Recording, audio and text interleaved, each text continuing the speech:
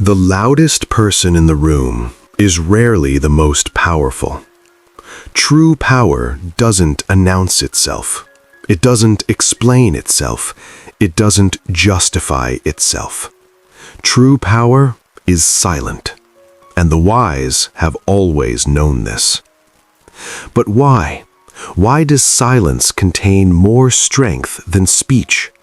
Why do the truly powerful speak less while the weak speak more? Today, we decode the psychology of silence.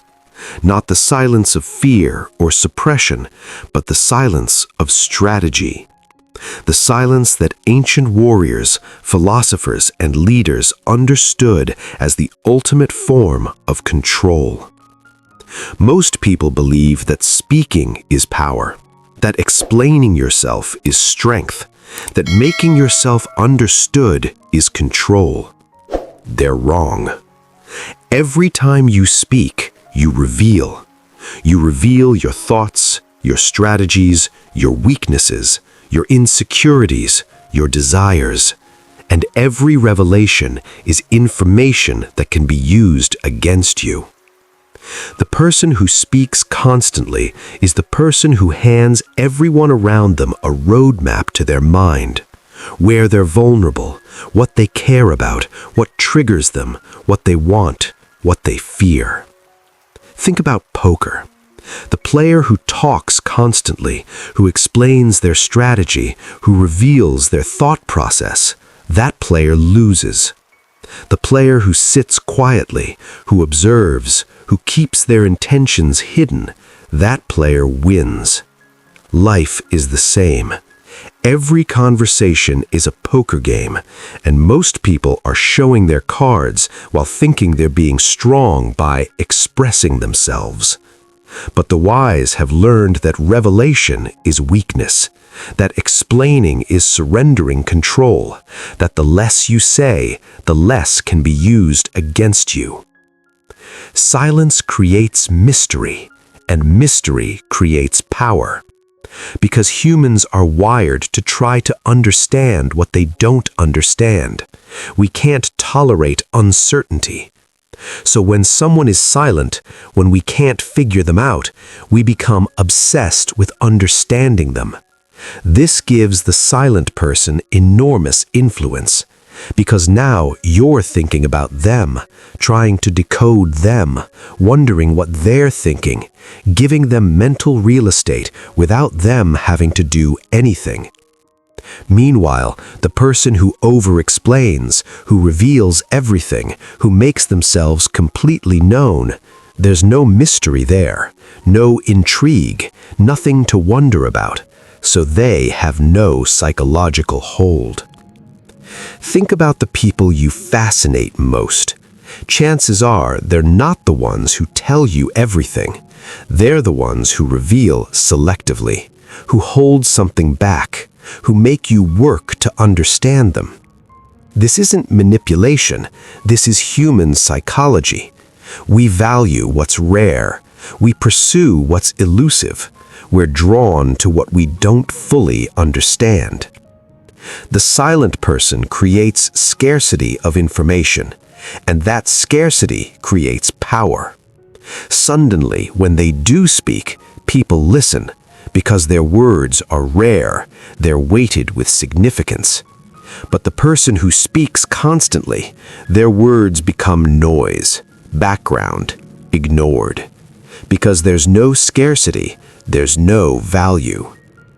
Silence is strategic scarcity of information, and that scarcity creates power. When you're silent, you're not just conserving energy, you're collecting information. Because silence shifts you from participant to observer, and observers see what participants miss.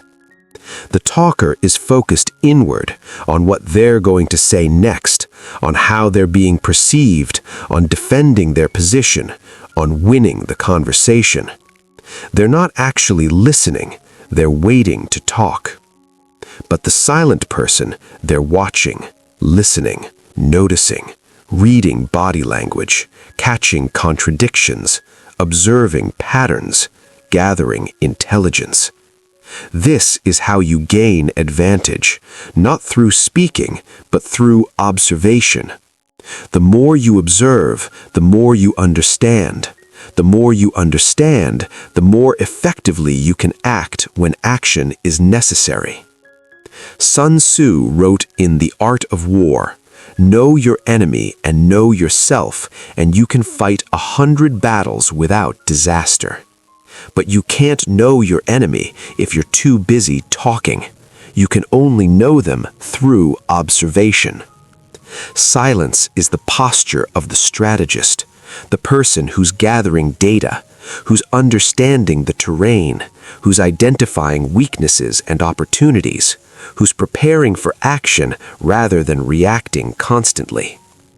And when that person finally acts, they act with precision, because they've observed, they've understood, they've waited for the right moment. Meanwhile, the constant talker is reactive, impulsive, acting without understanding because they never took the time to observe. Silence protects you from your own worst impulses. When someone provokes you, when someone says something triggering, when someone tries to manipulate you, if you respond immediately, you respond emotionally, defensively, poorly. But if you maintain silence, you create space. Space between stimulus and response. And in that space, you can choose your response rather than being controlled by your reaction. The person who speaks immediately is being controlled by external stimuli. They're a puppet. Someone pulls their strings and they react predictably. But the silent person, they're autonomous. They observe the provocation, they feel the emotional pull, but they don't act on it immediately. They sit with it. They consider whether responding serves their interests. They decide consciously rather than reacting unconsciously. This is mastery, the ability to be provoked without responding, to be insulted without defending, to be manipulated without reacting, because you recognize that the provocation is bait, and you're not required to take it. Silence is the refusal to be controlled by others' attempts to trigger you. It's the reclamation of your own agency, the assertion that you respond when you choose to respond, not when others want you to respond. And this drives manipulators crazy, because manipulation depends on predictable reactions.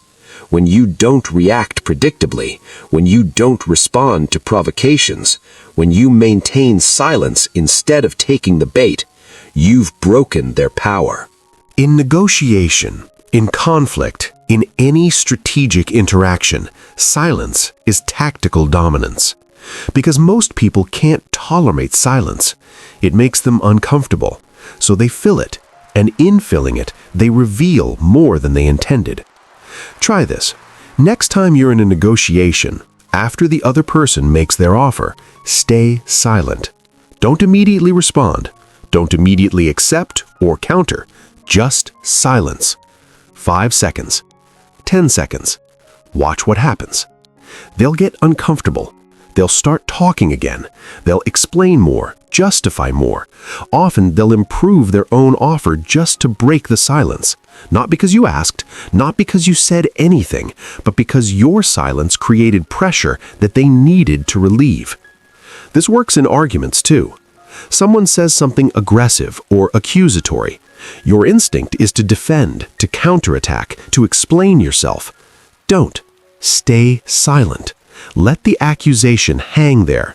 Watch them get uncomfortable with their own words. Watch them back down, qualify, soften, all without you having to say anything. Silence is psychological pressure, and most people crack under it. They can't handle the discomfort of not knowing what you're thinking, so they keep talking, keep revealing, keep giving you information and advantage. Meanwhile, you haven't given them anything. You've maintained your position. You've preserved your power. You've won without speaking. Every word costs energy. Explaining yourself costs energy. Defending your position costs energy. Engaging in unnecessary conversation costs energy, and energy is finite. The wise understand this, so they're extremely selective where they invest their energy. They don't engage in every argument. They don't respond to every provocation. They don't explain themselves to every person who questions them. They conserve. They maintain silence where speaking would deplete them without benefit, and they save their energy for where speaking actually matters.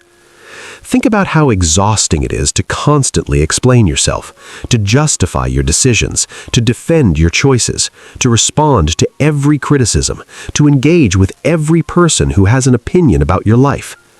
Now imagine reclaiming all that energy, all those hours spent in unnecessary conversation, all that mental effort spent managing others' perceptions. What could you do with that energy if you stopped wasting it on unnecessary speech? What could you build? What could you create? What could you become? Silence is energy conservation, and conserved energy is available energy.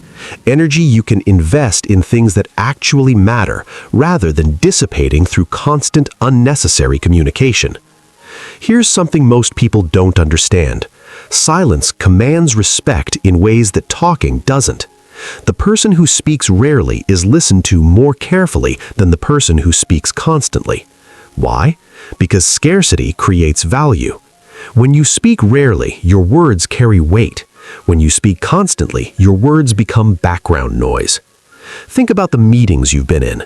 There's always someone who talks constantly, comments on everything, has an opinion about every topic, dominates every conversation.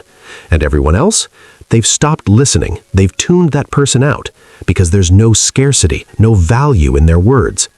But then there's the person who sits quietly most of the meeting, who observes, who listens, and then at the critical moment they speak, and everyone stops. Everyone listens, because when this person speaks, it matters. Same dynamic applies everywhere.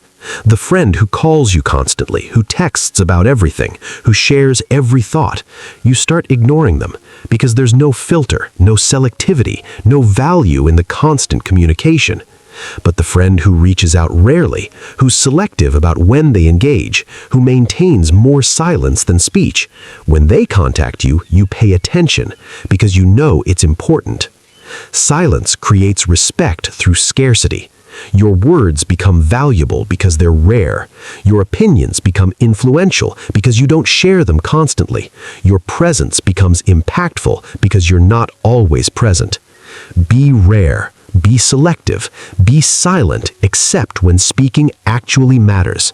And watch how the respect dynamic shifts in your favor. The ancient Stoics understood this profoundly. Marcus Aurelius wrote, "You always own the option of having no opinion. There is never any need to get worked up or to trouble your soul about things you can't control. These things are not asking to be judged by you. Leave them alone." Leave them alone. Not every situation requires your input. Not every conversation requires your participation. Not every opinion requires your response. Not every provocation requires your reaction. The Stoics practiced selective engagement. They spoke when speaking served their purpose. They remained silent when silence served them better. And they never confused the two. Epictetus taught, "We have 2 ears and 1 mouth so that we can listen twice as much as we speak." This isn't just about politeness, it's about power. Listening is intelligence gathering. Speaking is intelligence revealing. The wise gather twice as much as they reveal. And Seneca wrote, "Begin at once to live and count each separate day as a separate life." Each day you have finite energy, finite attention, finite time. Are you going to waste it on unnecessary speech or conserve it for what actually matters? The Stoic approach to silence wasn't about suppression or fear.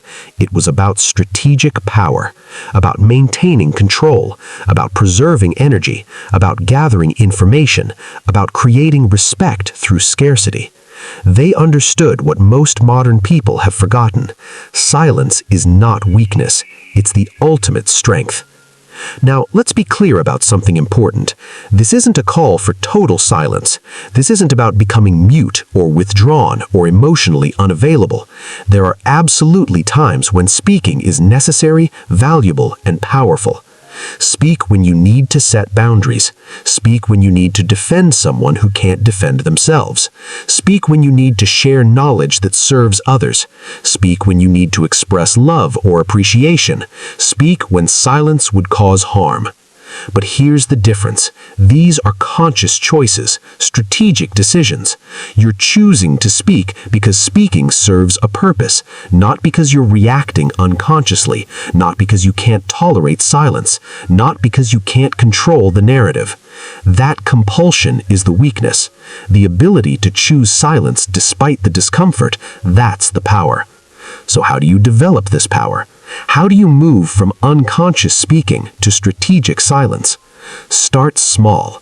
In your next conversation, practice pausing before responding. 3 seconds, that's it. Just 3 seconds between when the other person stops speaking and when you start. Notice how uncomfortable it is. Notice the urge to fill the silence immediately. Resist that urge. In your next conflict, practice not defending yourself immediately. When someone accuses you, when someone challenges you, when someone provokes you, pause. Observe the emotional reaction without acting on it. Let the silence sit there. Watch what happens. In your next negotiation, practice letting the other person speak first, and after they speak, practice silence. Let it hang. See if they fill it by revealing more. In your daily life, practice speaking 30% less. Not 100% less, just 30%. Notice what happens when you're selective about when you engage. Notice the quality of your speech improves. Notice how people start listening more carefully. This isn't easy. You'll feel uncomfortable. You'll feel the urge to explain, to justify, to fill space, to make sure you're understood. Resist. Sit with the discomfort, because on the other side of that discomfort is power. When you master strategic silence, everything changes. You stop being reactive and become responsive. You stop being controlled by others' provocations and become autonomous. You stop dissipating your energy through constant speech and become conserved, powerful, focused. People start treating you differently, with more respect, with more curiosity, with more caution, because they can't figure you out as easily. They can't control you as predictably. They can't control you through provocation. You become mysterious, powerful, present without being available, engaged without being reactive, strong without needing to prove it. This is the psychology the wise never share, because if everyone knew it, the advantage would disappear. But most people will never know it. They'll keep talking, keep revealing, keep depleting themselves through unnecessary speech. You don't have to be one of them. You can choose differently. You can choose silence, strategic, powerful, intentional silence. This is mind armor, where silence is understood not as weakness, but as the ultimate form of strength. Master your tongue. Master your reactions. Master the art of strategic silence. The wise don't speak often, but when they do, the world listens.